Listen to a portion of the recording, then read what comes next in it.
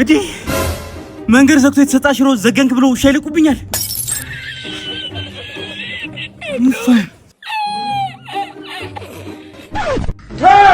ክፍት የሥራ ቦታ ማስታወቂያ።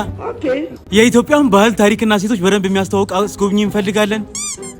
መስፈርት የቱሪስት መመሪያ ልምድ ያለው ያለኝም ግን ችግር የለውም። ስለ ኢትዮጵያ ታሪክና ባህል የተሟላ እውቀት ያለው ጥሩ የንግግር ችሎታ ያለው ከቱሪስቶች ጋር በቀላሉ የሚግባባ God have mercy upon us. ሄሎ አሎ፣ ጤና ይስጥልኝ። ማስታወቂያ አይቼ ነበር የደወልኩት። ቢሮአችን የሚገኘው ድሬዳዋ ነው። የድሬዳዋን ከተማ በደንብ የምታውቃት ከሆነና ዛሬውኑ ከመጣ ስራውን እንሰጣለን። ድሬዳዋ? አዎ ድሬዳዋ። ምን ነው ችግር አለ እንዴ? አቦ መጣዋ። ድሬዳዋ መጣሁልሽ። አርሰናል ከ22 ዓመት በኋላ ዋንጫ ሲበላ እኔም ከ22 ወራት በኋላ ስራ አገኘሁ። በተመረኩበት የኢንጂነሪንግ ሙያ ባይሆንም ማለት ነው። ሲጀመር በተማሩበት የሙያ ዘርፍ የሰሩት የድሮ ሰዎች ብቻ ናቸው። የትም ፍጪው ዱቄቱን አምጪው አይደል የሚባለው። ከዛሬ ጀምሮ አስጎብኝ ነኝ፣ ለዛውም ድሬዳዋ ውስጥ። አይ ማቲያስ፣ አዲስ አበባን እንኳን በደንብ ሳላውቃት ድሬዳዋ ስራ ተገኘ ብዬ ብድግ ብዬ መምጣቴን አሁን ምን ይሉታል? ለነገሩ ከችግር ወይብስ የሚባል የለ። ደግሞ ወደ ፈርና ጭስ መውጫ አያጣም። ለነገሩ ጎግል ማፕና ቻትጂፒቲ እያለ ምን አጨናነቀኝ? ደሞዜ ግን ስንት ይሆን? የፈጠነ ሸቀል አድርጌ ያለብኝን ዕዳ እንዳለ መከፋፈል አለብኝ። አለበለዚያ የተበደርኳቸው ሰዎች እዛም ቤት እዛም ሰፈር አያስገቡኝም። እንግዲህ የበረሃ ንግስት ድሬ እኔን እንዲህ እንዳሞክሽኝ ኪሴንም አሙቂልኝ። አሜን። ስምህ ማን ያልከኝ? ማቲያስ እባላለሁ። እሺ ማቲያስ፣ እንግዲህ ድሬዳዋን በደንብ አውቃታለሁ ብለኸኛል አይደል? እንዴ በሚገባ።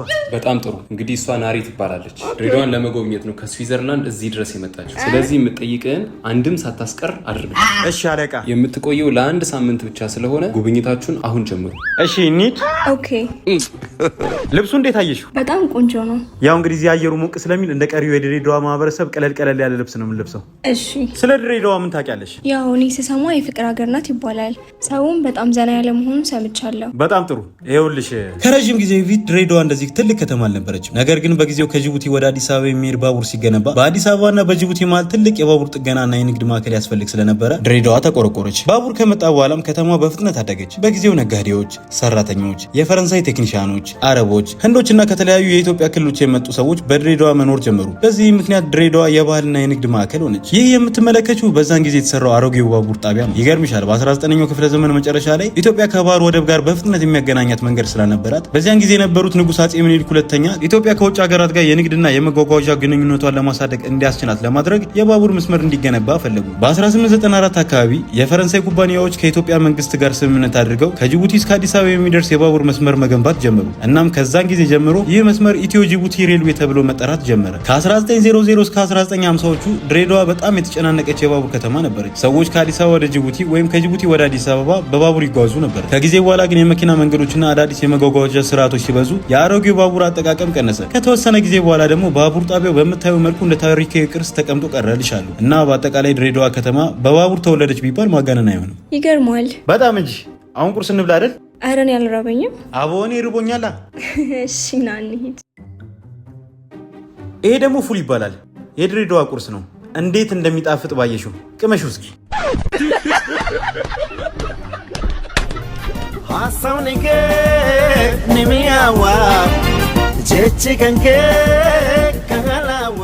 ይህ አካባቢ ደግሞ ከዚራ ይባላል። ከዚራን ታውቂያታለሽ? ዘፈን ላይ የማን ዘፈን? የልጅ ማይክ ነው። ምን የሚለው? የድሬ ልጅ የከዚራ። አንቺ በጣም ጎበዝ ነሽ።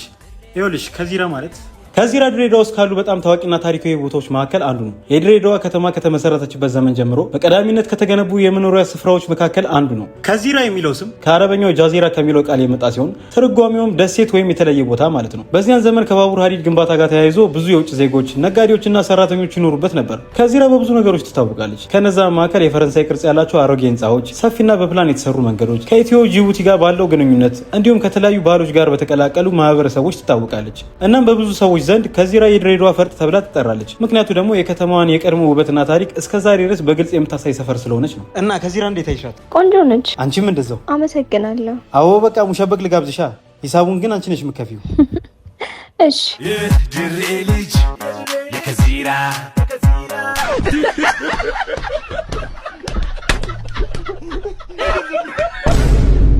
እንኳን ወደ ጥንታዊቷ ቀፊራ በደህና መጣሽ። እንኳን ደህና ቆየኸኝ። ይህ አካባቢ ስታዩ ምን ይመስልሻል? የድሮ ቤተ መንግስት? ጥሩ ግምት ነው።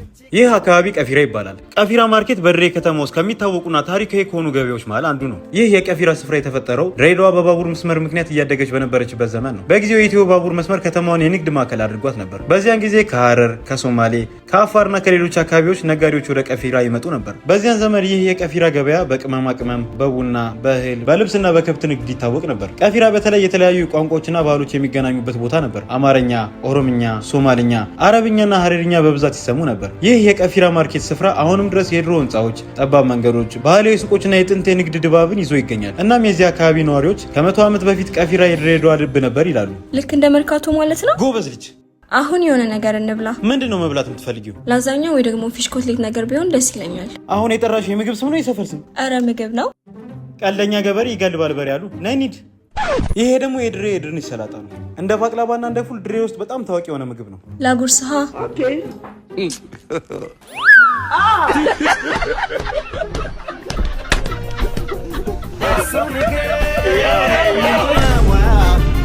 እንግዲህ ልንለያይ ነው። ገና ከአሁኑ ልትናፍቀኝ ነው። አቦኔም አሁን እያየሁሽ ራሱ እየናፈቅሽ ነው። ኧረ እኔ ድሬዳዋን ነው ልትናፍቀኝ ነው ያልኩት። እና የድሬዳዋ ቆይታሽ እንዴት ነበር? በጣም ቆንጆ ነበር። እዚህ በቆይሽባቸው ጊዜያቶች ምን ተማርሽ? ድሬዳዋ ከብዙ ብሔሮችና ባህሎች የተዋቀረች ከተማ ናት። ይህ የባህል ልዩነት ግን መለያየት አይፈጥርም። ይልቁንም የፍቅር የመከባበር ምሳሌ ያደርጋታል። በድሬ ውስጥ ሰዎች ከየትኛውም ቦታ ቢመጡ በፈገግታ ይቀበላሉ፣ በክብር ያናግራሉ እና እንደ ራሳቸው ያያሉ። ይህ ነው የድሬ እውነተኛ ውበት። የድሬዳዋ ሰዎች ጨዋና የፍቅር ሰዎች ናቸው። ሰዎች በቀላሉ ይተዋወቃሉ፣ ይሳሳቃሉ፣ ይረዳዳሉ። በተለይ እንግዳ ሲመጣ የሚያሳዩት ክብርና ፍቅር ለብዙ ሰዎች የማይረሳ ትዝታ ይሆናል። ድሬዳዋ የባቡር ታሪክ፣ የንግድ ባህል፣ የተለያዩ ምግቦችና የባህል ውበት ያላት ከተማ ብቻ አይደለችም። ከሁሉም በላይ የሰዎቿ ፍቅር የሚያደምቃት ከተማ ናት። በድሬ ውስጥ ሰዎች ሀብታም የሚያደርጋቸው ገንዘብ ሳይሆን መልካም ልባቸው ነው። ለዚህም ነው ድሬዳዋ በብዙ ሰዎች ልብ የፍቅር ከተማዋ ተብላ የምትጠራው። ነይ በእናትሽ የኔ ጀግና። ይሄ ላንቺ ስጦታዬ ነው። ምንድን ነው? ለበኒያ ይባላል። የድሬዳዋ አይስክሪም ነው። ቅመሽ እስኪ። ይጣፍጣል። ልክ እንዳንቺ። በቃ ባቡርሽ እንዳያመልጥሽ። እሺ ቻው። አቦ በቃ በሰላም ግቢ። እሺ ደውዪልኝ ደግሞ አትጥፊ። እሺ አልጠፋም። ቻው።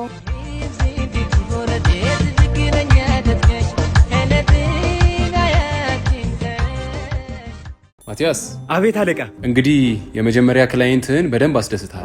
ለዛም ደግሞ ደሞዝ ላይ ጠቀም ያለ ቦነስ ይጨምርልሃል። አመሰግናለሁ አለቃ። ቀጣይ ቱሪስት እስኪመጣ ድረስ ታዲያ እዚህ ኤምኤም ሆቴል በአስተናጋጅነት ብትሰራ ቅር ይልሃል? አረ ደስ ይለኛል አለቃ። ስለዚህ ስራህን አሁን መጀመር ትችላለህ። እሺ እሺ አለቃ።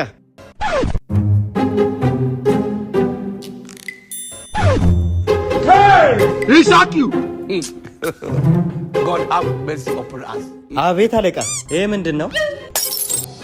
ኤምኤም ሆቴል ይባላል። ይገርማል። ድሬዳዋ ውስጥ በጣም ተወዳጅና ታዋቂ የሆነ ሆቴል ነው። እንዲህ እንደምታየው እንዳይመስልህ። ውስጡ በጣም ብዙ ነገሮችን ይዟል። ኤምኤም ሆቴል በውስጡ የስፓ አገልግሎት ይሰጣል። ስፓው የስቲም ባዝ፣ ሞሮኮ ባዝ እና ማሳጅ በውስጡ ይዟል። ኤምኤም ሆቴል ከዛ በተጨማሪ ለተለያዩ ፕሮግራሞች የሚሆኑ ሰፊ የስብሰባ አዳራሽ፣ ጂምናዚየም እንዲሁም ንጹህና ዘመናዊ የሆኑ ኖርማል፣ ቪአይፒ እና በጣም ውብ የሆነ ፕሬዚደንሻል ሩምን በውስጡ ያጠቃልላል። ሆቴላችን በሁሉም የሆቴሉ ሰርቪሶች ላይ የ24 ሰዓት አገልግሎት ስለሚሰጥ ደግሞ ይበልጥ ተመራጭ ያደርገናል። ብቻ ምን አለፋ ሁሉንም አገልግሎት በአንድ ላይ ማግኘት ከፈለክ ትክክለኛው ቦታ ላይ ነው ያለው እና ከፈለክ ውስጡን ገብቼ በደንብ ላሳይ እችላለሁ። ይሄኛውስ? ኤምኤም ሆቴል ነው። ይሄኛው ቅርታ ወንድሜ፣ ትንሽ ያመዋል። ወንድሜ ነው። ይሄኛውስ? አሁን ተናዘጨ ያርገ ብረጋግጥ ምን ታመጣህ? ማቲያስ። አቤት አለቃ። ሁለተኛ ጎብኚ እሷ ነች። ሳሮን ትባላለች። ከአዲስ አበባ ነው የመጣችው። እሷ ለመጎብኘት የመጣችው ሀረርን ነው። ሀረር?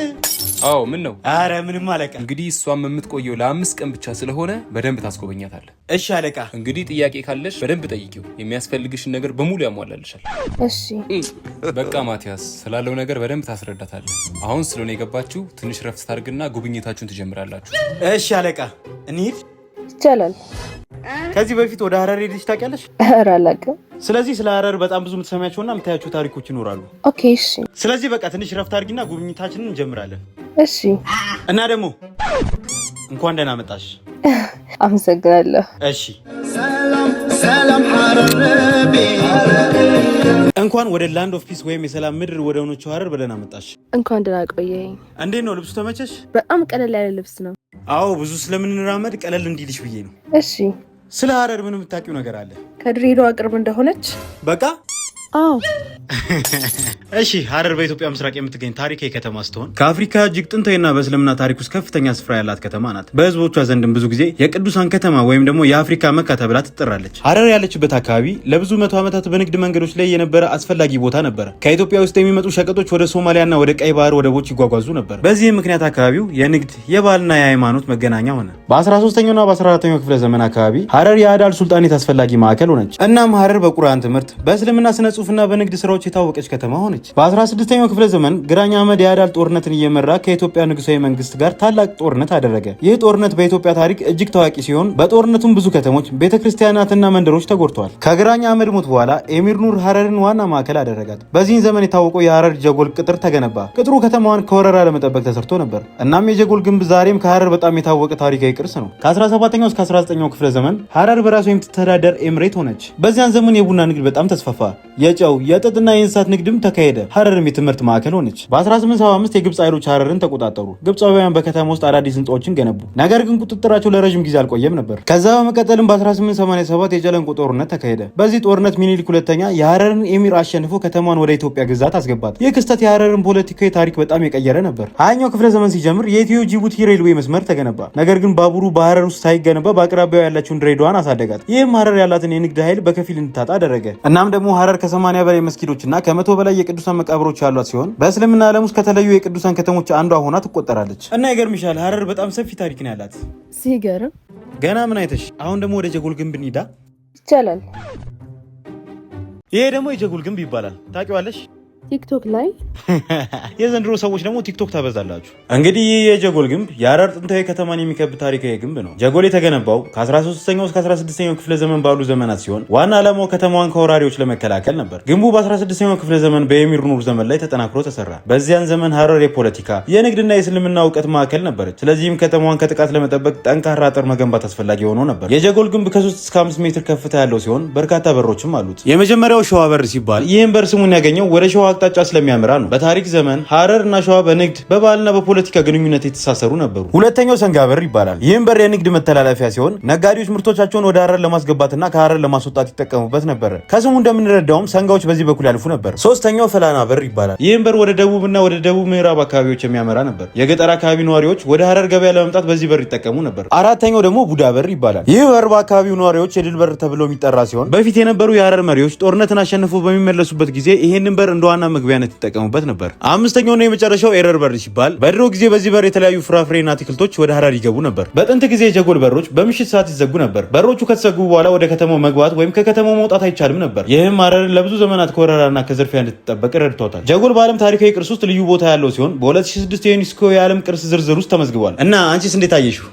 በጣም ነው የሚያምረው። ይሄን የመሰለ ቦታ መጥቼ አለማየቴ በጣም ነው የሚያሳዝነው። ዋናው ነገር ትክክለኛ ጊዜ ላይ መምጣትሽ ነው። ትክክለኛ ጊዜ ስትል ምን ማለት ነው? እኔ አስጎብኝ ሆኜ መስራት ከጀመርኩ 2 ሳምንቴ ነው እና ይሄን የመሰለ ውብ ከተማ እኔ በመሰለ ውብ አስጎብኝ ካልጎበኘሽ ምኑ ጋር ነው ጣሙ? ውብ አስጎብኝ ነው ያልከው? አዎ ምን ነው? ኧረ ምንም። እሺ ነገ ለምን ጅባ እናበላ? ምንድን ነው የምናበላቸው? በየአይነት ነይ እንሂድ።